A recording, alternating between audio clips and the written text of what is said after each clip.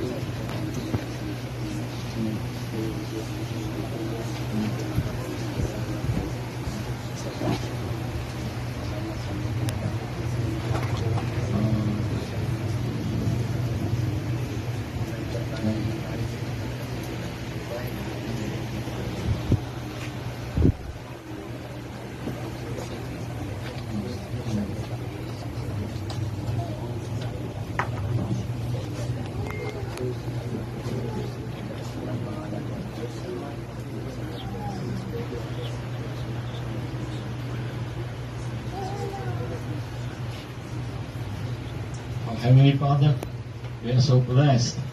Pastor Hamil and his mistress, they can walk together and testify together. May you bless him, his whole family, because in Christ Jesus, they have become your ordained overseers of the church.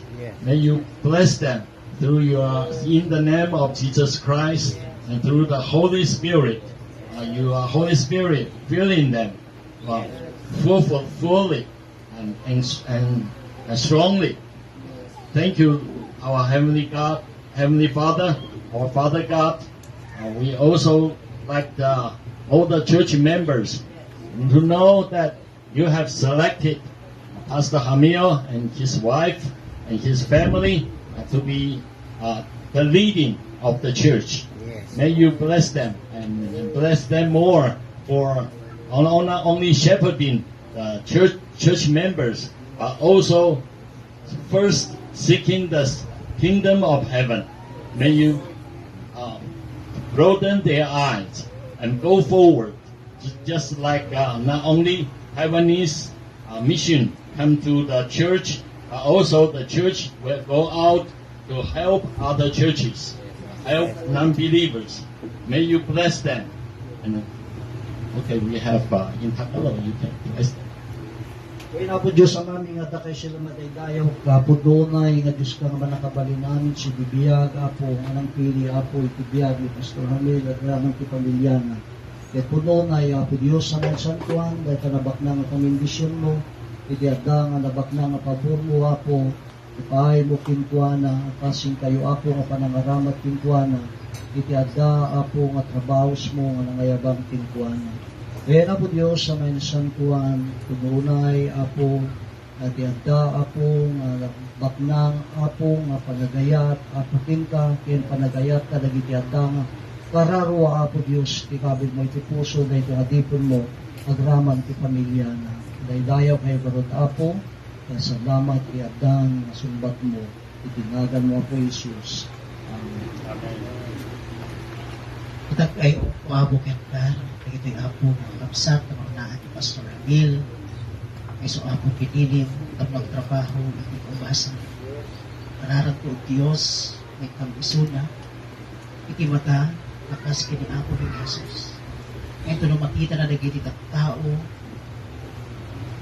sumugyan na Apo ni Asi, dan puso akas kini Apo ni Jesus. Ngayon ito nung makita na nagigit ang tao na saan nga makamumugyan. Kumay Apo ni Jay, determination, nga nagitoy ka tao, ikamang. Karara ko, Apo nga kuro, naam na ito'y nakausat, pwede nga pastor. Ipiyat ato Apo nga kararo. Sa jay Apo, maisalakan, kapag itinamati, magbalinda Apo nga napuntunan ni Sipo. Bless mo isun, kasama na ako. Nagibigay ka natin ang Jesus. Makapangyariang Diyos, patuloy po Ama na nagpapasalamat kami sa biyaya at grasya mo. Sa pagtitiwala mong ito sa buhay ni Brother Hamil, Lord, ginawa mo siya maging pastor sa church na ito at ilagay mo sa kanyang balikat, Panginoon, ang pag-ibig, katuwiran, Panginoon, at kabanalan. Na sa bawat araw, Lord, salita mo ang kanyang panghawakan at sa tulong ni Sister Marlene, Lord, maghagawa nila ang lahat ng bagay ayon sa iyong kaparaanan.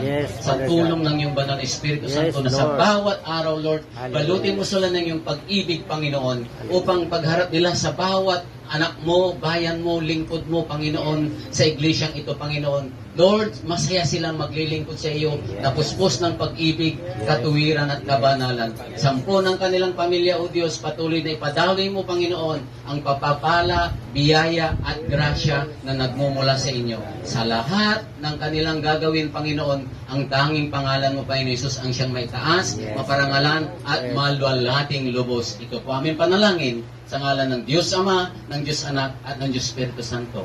Amen. Yeah, make the Lord bless Pastor Hamil in his mysteries. Let's please be seated.